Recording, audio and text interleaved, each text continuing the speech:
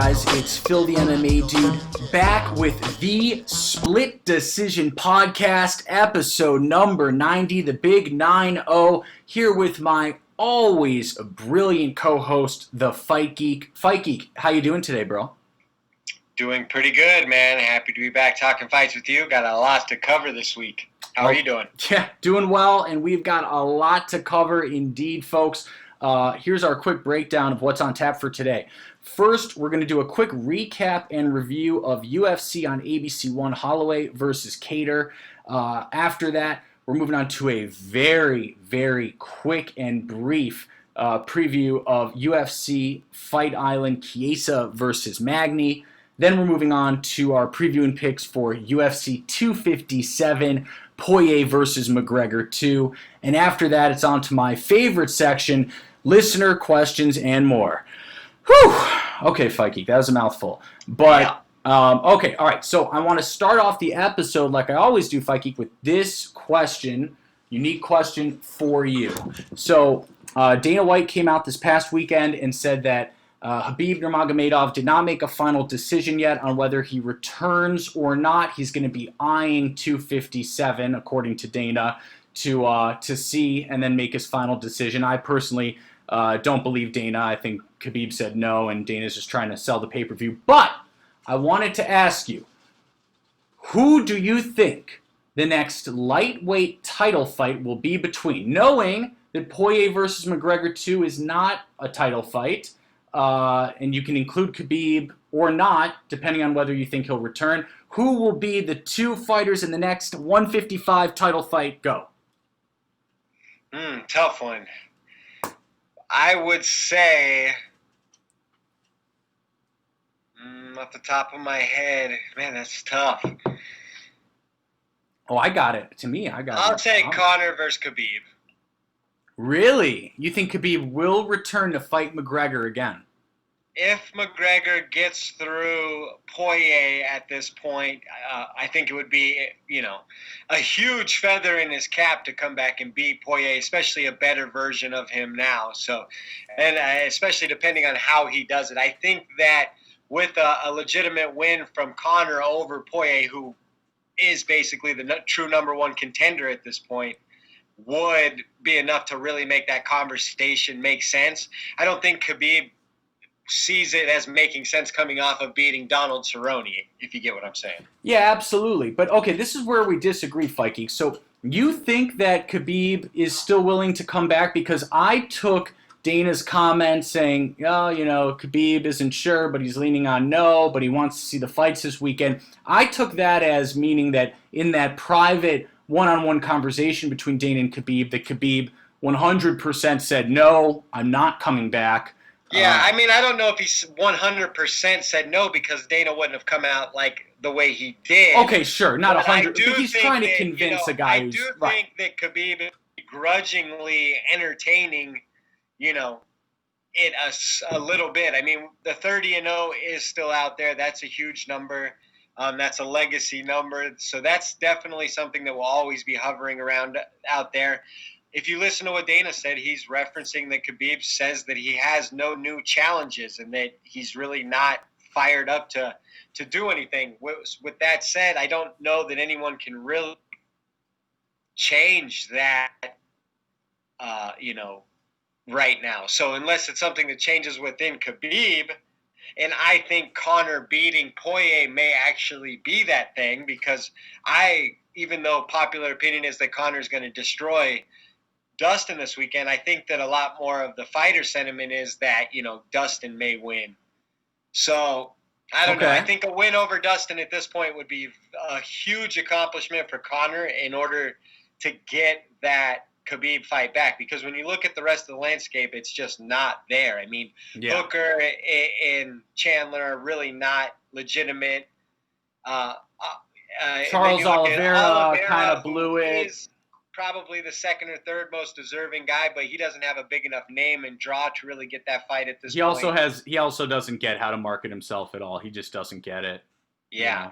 So, I mean, as much as I hate saying that I think Khabib versus Conor, I think that's the only fight that actually could bring Khabib back at this point, because the GSP thing does not sound like it's happening. And even if it did happen at this point, I think it's way past its point of relevancy, especially 155, a weight class GSP has never fought at. He's advanced in age. He's had one fight in the last 6 years, 7 years now. Yeah, yeah. So I mean, the GSP thing's a pipe dream. GSP stinks. I agree. Let me just push back real quick on you're saying that Khabib will come back for Conor too. Man, I respectfully but strongly could not disagree more. I think that Khabib hates Conor and will not Conor, give him the rematch out of spite. Victory over Dustin is the only other deserving person. Right. And I could see Khabib taking a Dustin rematch sooner because he doesn't. We both know he doesn't need the money. Dustin were to Khabib doesn't need the money, right? And stop him, I could definitely see it. But I think there's just not enough. It's the juice is not worth the squeeze, I guess they'd say, on Khabib's and for anyone other than Conor at this point. They don't have an opponent for him that's worth risking what he can walk away with.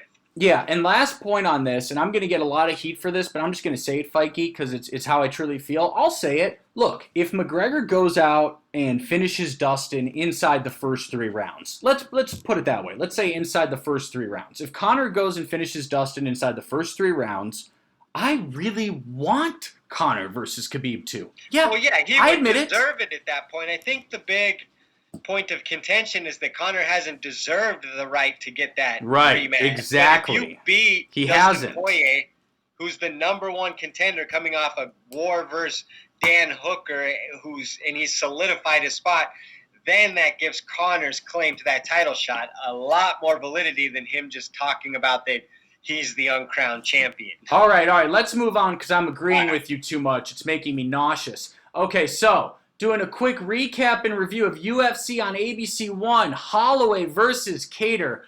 Max Holloway in the main event, delivering an old-fashioned ass-whooping, as some would say. The scorelines. Performance. Yeah, the scorelines were 50-43.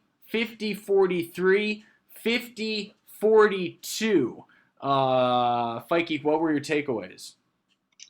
My takeaways were that was the best Max we've ever seen. Obviously, I think the performance has been discussed ad nauseum. The no-look punches, I'm the best boxer. He really put it on. He literally dodged 8 punches in a row. He dominated him. Max even still took some shots. He's not a guy who's in there, looking clean. He likes to get into a fight. He took shots. He gave a lot more. My thoughts on the fight is I scored it 50-44 the night of. I think it's 50-43 is the right score. And I definitely think 50-43. You could have stopped the fight. I think it was the 3rd round with that big flurry against the 100%. That's where I think it should have been stopped. And you also could have stopped it after the 4th, in my opinion. So but I think that when he's up against the cage and he's just eating shots and body shots and just getting chewed up for a good, probably 10, 15 seconds, I thought it should be stopped. And that was really, again, I'm not going to cry, foul or anything. Kattar was throwing back enough with enough steam to keep Max honest. But, it was clear that he was not going to turn the tide. So, I don't know what more to say about Max. That was an A++ performance. I think Max is now twice kind of taken scary matchups to the MMA public, the Ortega and now the Kattar matchup, and kind of just dumped everybody's opinion on their head. I don't think anyone could have predicted that kind of dominance. This looked like a trap fight for Max at this point in his career, and he just shut that door. Couldn't be more impressed. A legendary, living legend, Hall of Famer. I mean, Max has it all. He's one of the greatest fighters in the world and one of the greatest fighters of all time, and that may have been his best performance.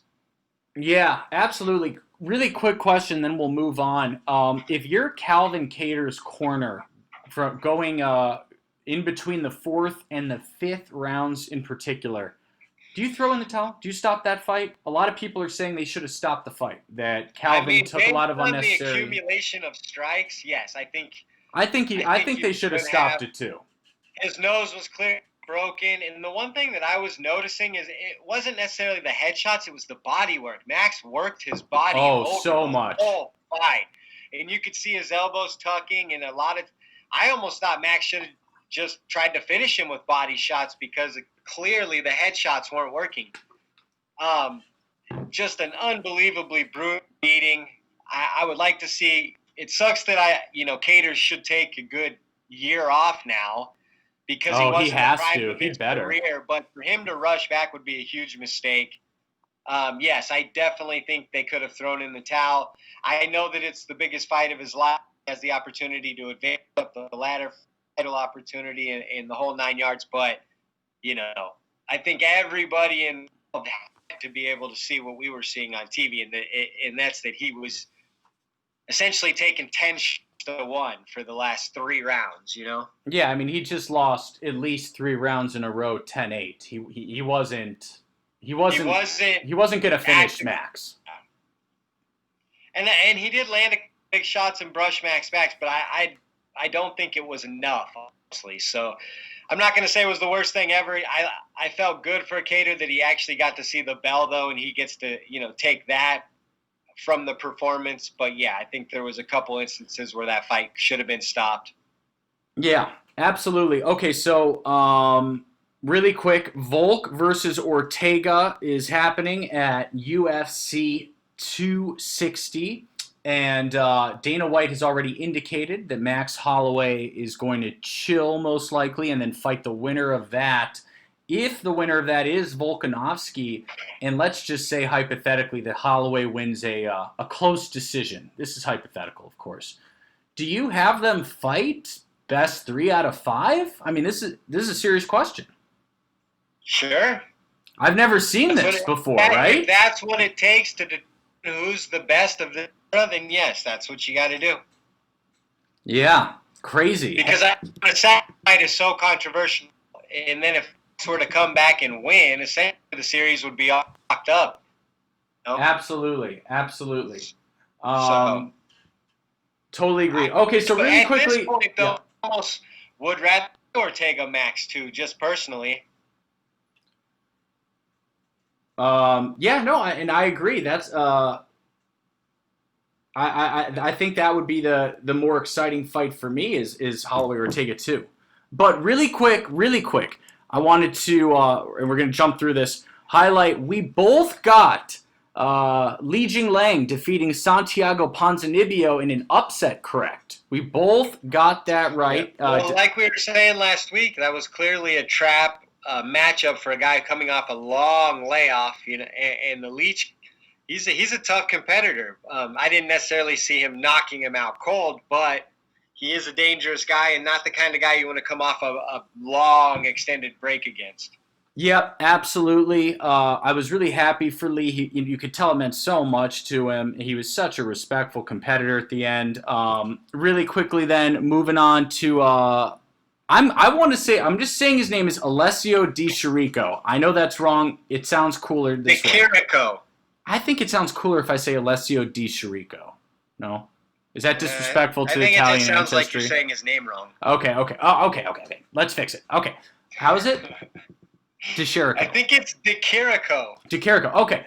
Defeats Joaquin Buckley via head kick KO, 2 minutes and 12 seconds. We'll talk about boom or bust. That's Joaquin Buckley. He either gets stretcher out or stretcher someone out. So I guess you could be a worse fighter in the UFC. He's certainly exciting, win or lose. So absolutely. Okay, that was a bad one. It was a bad one. A big, heavy, head kick. So on to the next one, I guess. Yeah. Are we ready to? Is there anything else you wanted to cover, or should we move on to Fight Night Quiesa Magni? Let's move on. All right. So. This event is happening today, Wednesday. So if you're listening to this, there's a good chance that it's already happened. So let's keep it brief. But Quiesa versus Neil Magni, the main event. I will go first because I'm feeling rude, and I think I just let you go first last. I don't know. Maybe I'm feeling just being so rude. Yeah. Who do you got? I got Neil Magni by unanimous decision. Boring. I got the same thing. I think Neil Magni will be too big and strong. He'll be able to kind of keep Quiesa at bay, and I think he'll win a decision. Yeah, and not to bash this card too much, but you know how people sometimes write on Twitter, I need help, like I need a friend who's, I need to get them into MMA. What fights do you recommend? Well, I don't know necessarily what to recommend, but I can tell you what to not recommend, and that would be Quiesa versus Magni on Wednesday night. That will not be a fun fight to watch. That's a hardcore card, is what you're saying? Yeah, that's a card only a hardcore would love, as they could. I definitely am looking forward to a couple of the fights, though. Ahmedab versus Tom Breeze. You got any thoughts there? I think it's a tough one to pick. I think it's a tough one to pick. I got Ahmedab. I've got Tom Breeze. I think he's ascending at the right time, and I think Ahmedab will gas a little bit, and I've got Tom Breeze. All right, while we're at it, who you got on Roxanne Modafari versus Viviane Araújo? This is another tough one to pick. I'm actually going with Viviane Araújo. I think she'll be much quicker and snappier on the feet. I think she'll win a decision. Yeah, so am I. I hope Juice hears this so he gets mad at us. But, okay. Sorry, Juice. What about Dalcha Langiambula versus Marcus Perez? You got any thoughts here? This should be Dalcha crazy. Langiambula versus Marcus Perez. Langiambula, there you go. Yeah. It's a fun fight actually. So this is a close one. I mean, man, these are like it's like number 46 versus number 44 middleweight worldwide. Like, really crazy.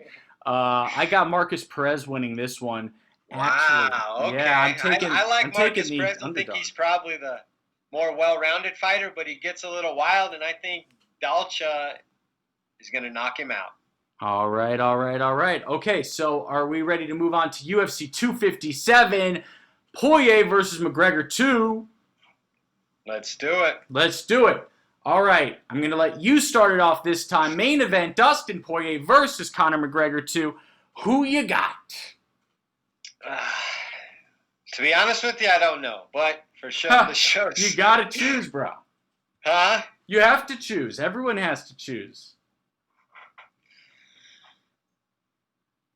Yeah, it's a tough one, man. Talk about one of the toughest fights I've had to pick. There's... Really? Yeah, okay. For me especially. I want to pick Dustin to win because of his cardio, his fighting spirit, and if the fight gets elongated, I could see him winning a decision. But it's so hard to pick against Conor McGregor still at this point unless he's against Khabib. So with that said, I'm going to have to take Conor via, let's say, second round TKO. Okay. All right. Fair. But again, I could make 100 predictions on this fight. You just said Conor by second round, though. That's a pretty dominant performance, Mr. Fence. Well, I mean, I think it's going to be Dustin Poirier by decision or Conor by knockout. I don't think he'll knock him out in 60 seconds or in the first round. I think Poirier will steer clear of him for that long. But I do think once Conor gets warmed up, he'll have the opportunity to land on Dustin heavy. So I don't know. Honestly, I feel bad not being more decisive in my pick tonight. But it's a tough one to call for sure. I think it's a lot closer than a lot of other people who are predicting Conor knocking him out in 60 seconds. But yeah, so I'm going to do something really crazy. I'm going to not only pick the round, I'm going to try to predict at least as close to possible the second. And this could really backfire. The second? Why? I don't think I'm going to get it right, but I'd like to see if I can get close. So, I've got Conor McGregor winning via TKO at 4 minutes and 27 seconds of round number 1. What, do you have some insider information or something? If I get even remotely close to that, Fight Geek, I will never, ever shut up about it. Never! So you're taking Conor with a first-round stoppage? Late in the first. Late. And I won't be shocked if Poirier survives to the second and gets knocked out then. I will be absolutely shocked as hell if Poirier wins, and that will put. Is it strange that it's making me feel a little sick to pick Dustin getting knocked out? No, I mean, no, because you like after losing to Conor by stoppage the first time, to lose by stoppage again would be heartbreaking. I really want to make a case for him. I'm torn on this one. Let's move on. It's going to be. Let's move on. Okay, the co-main. Dan, the Hangman Hooker versus Michael Chandler in the co-main event. The stress is relieved from that main event pick. This one is much easier in my opinion. I got Dan Hooker by stoppage. So do I. Yeah, I got Dan Hooker by stoppage as well. Which round? Second round. I think Dan's got obviously the longer strikes. He's got great knees. If Chandler starts struggling on his feet and shoots, Dan could catch him with a knee.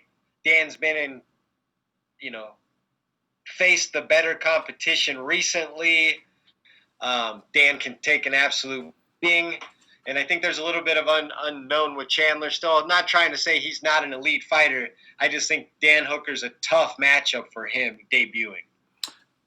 Yeah, absolutely. I've got Dan Hooker winning this by third round stoppage. I think that Chandler does have a very real chance, particularly with the lay and pray style that he could employ against Dan. Dan's a very good submission expert, though, and I think he's got the tools, the takedown defense to stop Chandler in the third round.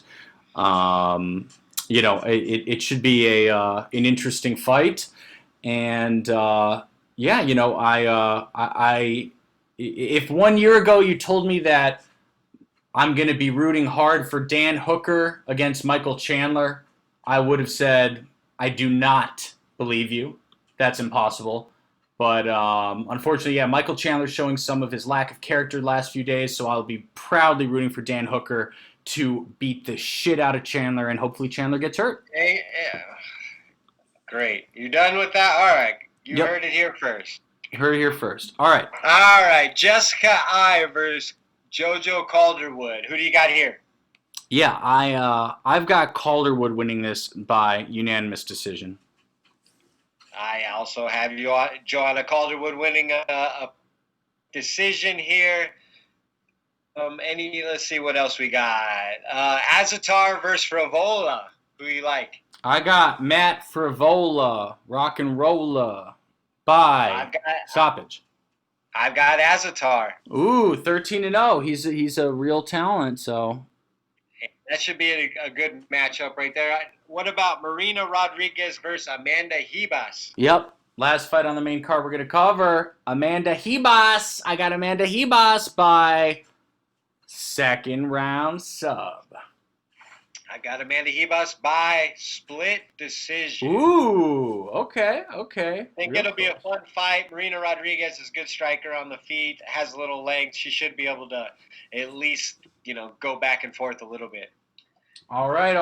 I love it. Okay, so guys, at this point, we're going to take a really quick break, and then we'll be back with listener questions and more.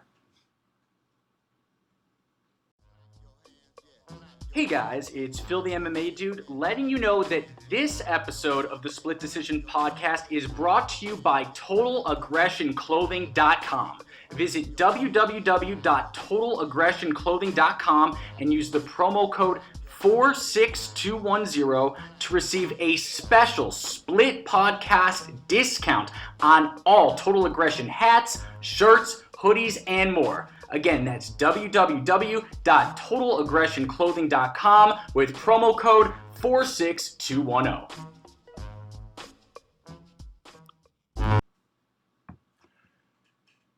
Hey guys, it's Phil the MMA Dude back with the Split Decision Podcast, episode number 90, here with my always brilliant co-host, the Fight Geek, and it is now time for my favorite section of all, and that is Listen Up Question! All right, let's get into it. All right, let's do it. Okay, so I'm going to start off with first question from my man, at the underscore MMA underscore king, at the MMA king, he says, uh, whoever wins Conor versus Dustin fights Gaichi for title, or do you want to see Gaichi fight Oliveira for the title? So he's asking, is the Conor Dustin winner fighting Gaichi for the title, assuming Khabib retires, or is it going to be a Gaichi versus Oliveira fight? Well, to Probably. stay consistent with what I said earlier, I'll say if Conor wins, the next fight will be Conor versus Khabib. If Dustin wins, the next fight will be Dustin versus Charles Oliveira. Yeah, I agree with that, except for I think that if Conor wins, it's going to be Gaichi. Okay. All right. Sounds good. Yeah, okay. So next question comes from my man at Gogo Safa underscore MMA. He says, one, do you think Dana is rooting for Conor to win so that he can get that rematch with Khabib? Two, is Charles Oliveira literally in the same path as Tony on an 8-win streak and they're ignoring him? Hashtag AskSplitPod. So first of all, Matt, do I think Dana's rooting for Conor? Yes, I think Dana is definitely always rooting for Conor, most of all because it brings him dollar bills. Money and opportunities. Yep. So he's always rooting for Conor. Is Charles Oliveira on the same path as Tony on an 8-fight win streak and they're ignoring him? Yeah, it seems so. But, unlike Tony, Charles does not help himself. He does not get the fight game. He's way too friendly to everyone. And I don't feel sorry for him at all because, again, Tony didn't even get a title shot with a 12-fight win streak. So cry me a river, Charles. But Fight Geek, what do you think? Yeah, he's definitely on that same path. He's not, not this huge personality and not well known. So he could possibly win 10 fights and not get a title shot. But the third part, what's next for Gaichi, I actually wanted to chime in on. And I think please do. The winner of Hooker versus Chandler makes a lot of sense for what's next for Gaichi. I'm hearing some serious rumors, and you know me, Fight Geek. When I say serious rumor, even though people like to give me crap, I know you. When you say serious rumors, you mean not serious at all. Thanks. Do you guys see what I put up with? This is the disrespect. I've been hearing some serious air quote sources. Okay. We're going to have a physical fight after this. I'll call you after the episode. We're going to have to meet in the old schoolyard for another showdown.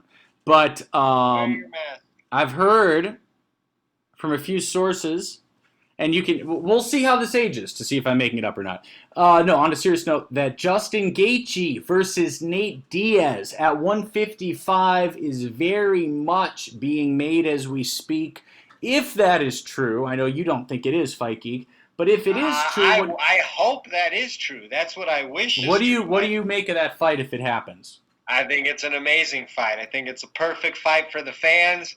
It's the perfect kind of fight for Justin Gaichi to look good, and the perfect kind of fight for Nate Diaz to surprise and get a surprising win.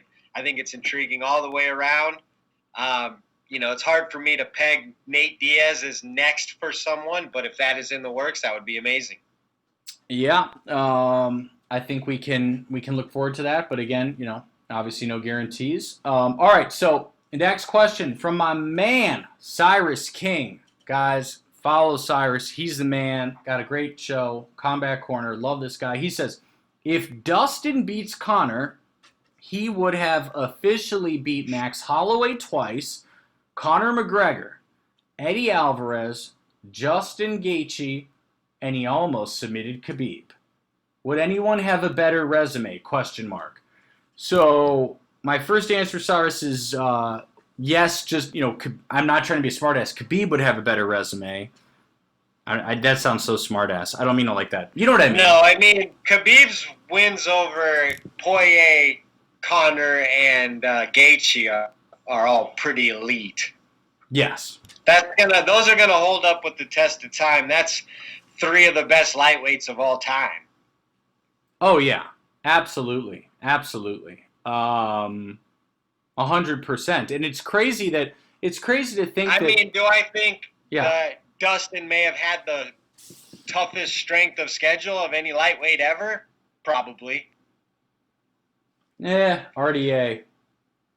I don't know. If you think RDA's about, had a row of oh yeah, straight RDA's also hellfire. got in fights at 170 versus top guys where Poirier fought the Korean Zombie at 145. He and Conor at 145, Max Holloway at 145. So, I mean, as far as resumes and depth of opponents go, I don't think many can match Dustin. Yeah. Especially because he's like 20 plus fights into his UFC career, and almost all of those guys are, top shelf. Yep. I think that's very true. Even some of the other guys, the Bobby Greens of the world are super dangerous fights that, he took. Yeah. I think there's no doubt. Okay, so next question comes from my man at ZanBando99. Guys, he just released a great article about Jessica I on Fansided, so make sure you check that out. My good friend Zan, he says, "Hi fellas, hope you had a great weekend. Here are my questions. 1. Is a pay-per-view worth a purchase of $85 just for the main and co-main event? I don't see a point. 2. If Khabib remains retired, should the McGregor-Poirier winner be promoted to Undisputed Champion?"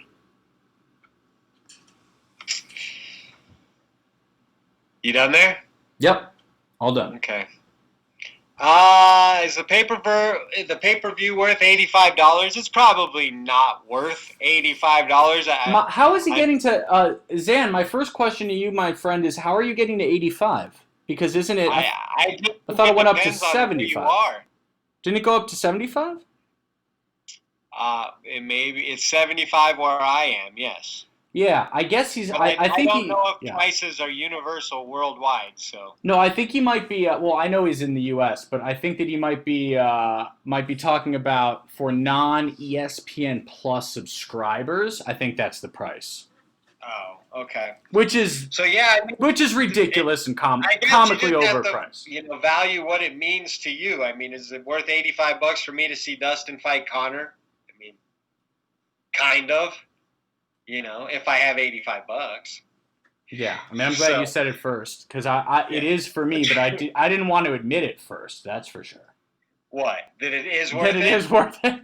I wanted you to take that fall. I mean, Conor McGregor, it's versus Dustin. I mean, this is as good as it gets. It's going to be an unbelievable fight, and like I said, I truly don't feel confident about what will happen. So for me, that actually makes it worth more because I think there's so much intrigue and unpredictability about it. Now, is the depth of the pay-per-view there? It's maybe not the most stacked card of all time, but I think the main card is certainly worth it considering, Conor's on there. Yeah, it's a bit of a rough night when Jessica eyes the third fight down. Right, but at least she's got some name value. Everybody remembers she's the girl that Valentina killed. I was there live. Oh yeah. Ever since she started the Jessica I chant, I just feel self-conscious. Here we go, evil. Okay, we're losing all the listeners. All right. Okay, so so the second part of Zan's question was, if Khabib remains retired, should McGregor-Poirier winner be promoted to Undisputed Champion? I don't think so, because if that's not promoted ahead of time, then, I just think it's kind of it cheapens the belt. It hurts it cheapens it. Yeah, 100%. The fight should have always been a title fight if it's going to be a title fight. So I think that fight should be a title fight anyways, but like I said last week, I think that they're just kicking that can down the road, praying that they won't have to strip Khabib. I agree. Okay, we've got a great question from @Zo yours truly. @Zo yours truly. Okay, he says, I got 2 more questions, and this time no mess-ups. I think he made like a small spelling error last time. Okay, 1. Who is the fighter that you disliked, but over time they grew on you the most? Mine is Conor. 2. What fighter's kid has the best chance of being a champion? I think DC's kid. #AskSplitPod. Those are 2 great questions. Who's the fighter all time that you dislike but grew over time, or active? Because I would say whichever. all time for me, it's definitely Bisping. Oh, okay. Then just now, because we're all going to say Bisping, and that's Yeah, I boring. hated Bisping. Everyone at first, and hated now Bisping, I and love everyone Bisping. loves Bisping now. I know. A fighter that you disliked over time, but they grew on you. You got anyone up for that category while I think about it? Yeah. Actually, I do, and that's definitely Dan Hooker. Okay. I found Dan Hooker to be kind of cringe, disrespectful, cringe, arrogant tool, but I've really been enjoying the Michael Chandler build-up. I think Hooker's coming across much better, and I hope I hope he beats the crap out of Chandler. See, I generally like all fighters until they give me a reason to dislike them. So it would be more apropos for me to say who I turned on, but Who'd you I turn can't on? really. Who'd you turn on? Well, I was a huge Mike Perry fan at the beginning. I was, Yeah. touting him as the next Robbie Lawler for a whole year on this show, and I've pretty much turned on him at this point. So Whatever. We both liked. I mean, whatever. We both liked I was Conor. We high both on liked Mike Conor Perry. at the start of this show on episode 1. I still like Conor to an extent, but Yeah. a fighter you dislike, but over time they grew on you. I really want to peg that one. Dan Hooker, bro. Now, Dan Hooker's a good one, so I'm drawing a blank. Okay. All right. Well, we can come back to it. And what fighter's kid has the best chance of being a champion? He thinks DC's. I hate to circle back around and say, Bisping's kid, but I think Bisping's kid's like a big athletic wrestler in California, right? Callum? Yeah. He has a Oh. legitimate shot at being a Yeah, I fighter. mean, he's a ginger. Gingers are demons. They can't win anything. I'm just joking. Of course they can. Hey, isn't Conor a ginger? Yes, of course. It was a horrible joke. It was not funny. All right, you got any thoughts on kids that can In be fact, champions? now that I know that Connor's a ginger, in fact, it might help. Maybe that's the reason Callum will become champ. Okay, I stand by my selection. Yeah, honestly, not a bad. The more I thought about that, the more I was like, wait a second, Phil, it probably helps a lot. What are you talking about? Yeah, Callum Bisping. I know that Frank Mir's got a daughter that does not play no games. I know that. Yeah. She don't play no games. So she's That's also a good one. Yeah, I'd say Frank Mir's daughter or Callum Bisping. Or if we just want to be real cheap about it, you could say AJ McKee. Right. Yeah. Anyways, okay. Okay. Did we already ask Oscar Silva's question? No, we did not. He says, who should Conor's next two opponents be, assuming he knocks out Dustin on Saturday? Now, just be completely hypothetical here. Just next two opponents. Khabib and Gaichi. Khabib and Gaichi. I would say Khabib and Manny Pacquiao. You think Manny should be one of the next two? Oh, I don't think he should be, sorry. But I 100% do think that no matter what happens to Conor, he'll fight Manny Pacquiao after this fight. Oh, I think he's going to do... Oh, you think after this fight? I think he's going to do one... I think if he wins this, he's doing one more for the belt. And then Pacquiao. Well, I mean, unless it's Khabib. Yeah, Man, I really don't... I don't think Khabib's coming back. I really don't. I really don't think Khabib's coming back. I just think that Conor's going to find a way to box Pacquiao, especially if he has any success in the UFC or here in the next couple days. I'm sure he will too. It's just, it's disappointing stuff. It's a shame. So, yeah, I mean, I think those are the names. Khabib, Gaichi, Manny, maybe Jorge Masvidal. Yeah. Masvidal. If they did make Nate Diaz versus Gaichi and Nate Diaz got a big win versus Gaichi, I think that would make Nate Diaz versus Conor much more enticing. To be clear, that's 100%. You know what? I could almost see if Nate Diaz were to beat Gaichi and Conor beat Poirier. They're making it for the belt, of course. Yeah, they could make Nate Diaz versus Conor 3 for the lightweight belt. And they would in half of a second. I'll tell you that right now. Well, why wouldn't they? If that presented them to themselves. And That's a dream come that's true. exactly why Diaz is fighting Gaichi. That's exactly 100%, because they're just thinking if there's any chance he comes up with a huge win, they can do that. And you know what? Let's say Nate Diaz were to beat Conor and hold the belt. You don't think that Khabib would think about coming back for Nate Diaz, who he's already had like a street fight with? Oh yeah. Oh yeah. So, that would be a new challenge for Khabib, assuming that Nate beats Gaichi and Conor, which is a huge if. But it's fun to fantasize about it a little bit. It is, absolutely. Okay, so moving on, trying to see what other big questions we've got. I like this one. This one from Eduardo at Landa Crew. What are your top qualities that make for a successful UFC pay-per-view? Hashtag AskSplitPod. You want to go first, or should I? Depth, obviously. Matchups in multiple divisions. Names I like, styles I like. Yep. I mean, it's all pretty standard stuff.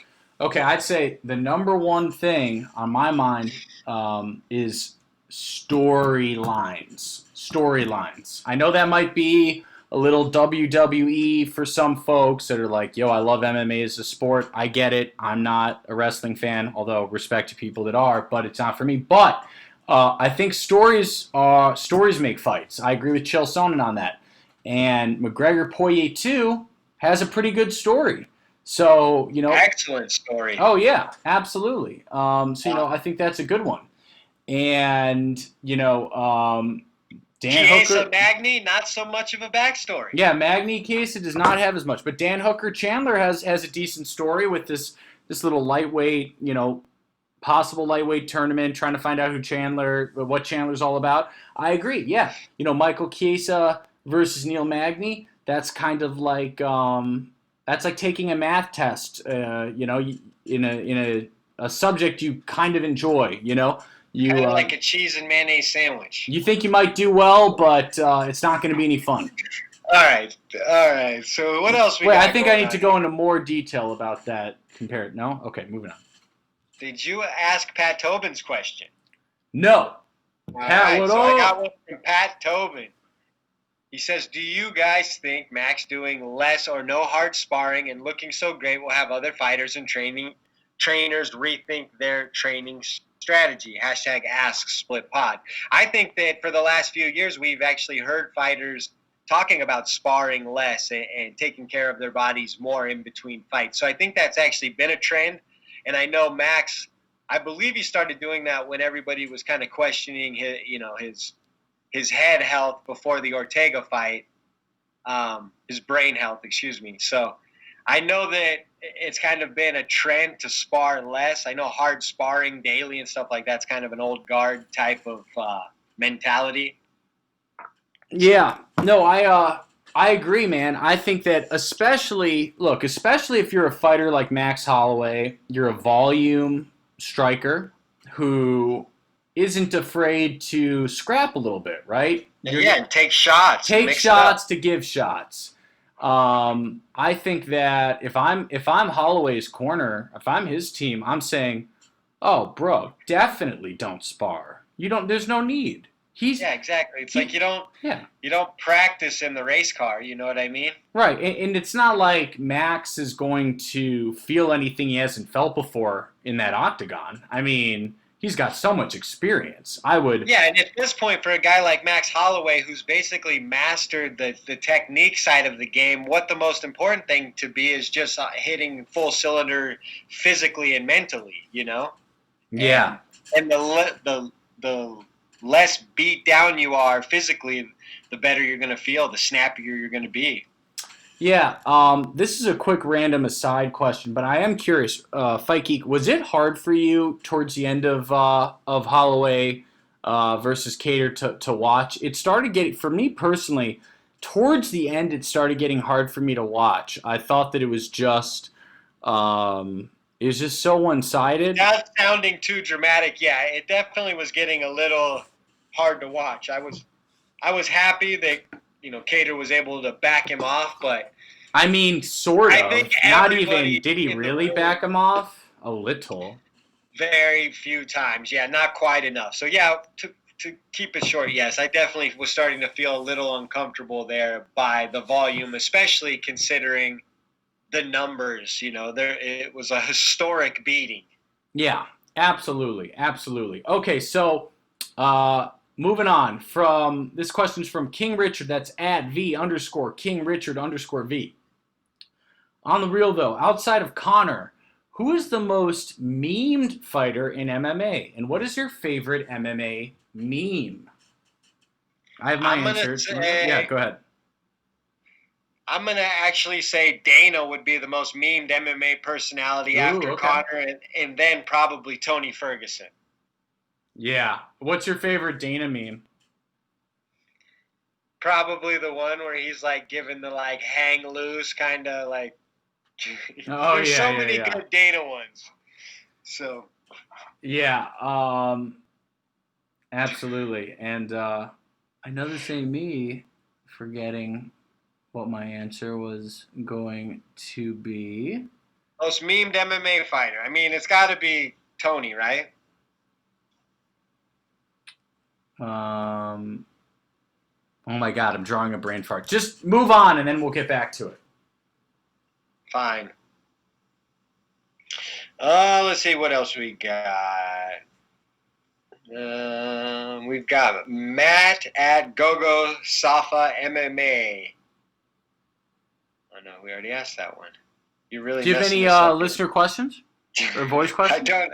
I don't have any. All right. listener questions. Damn it! I literally had one. This is why you can never go first. Okay. From now on, Fight Geek, I go first every time. I had a really good answer, and I've forgotten it thanks to you. All right. So should we end on that note? Yeah. With that note being said, Fight Geek, take us away. All right, guys. As usual, you can find us on iTunes, Spotify, YouTube, Google Play, Stitcher, and more. I'm at the Fight Geek MMA. He's at Phil the MMA Dude. We're at Split_Podcast. It's 4 words. The Split Decision Podcast. Thanks for tuning in, and we'll talk to you next week. Peace. Peace. And really quick, it was Chael Sonnen saying, I can't let you get close to Vanderlei Silva. That was the meme I was thinking about. I just remembered. Peace.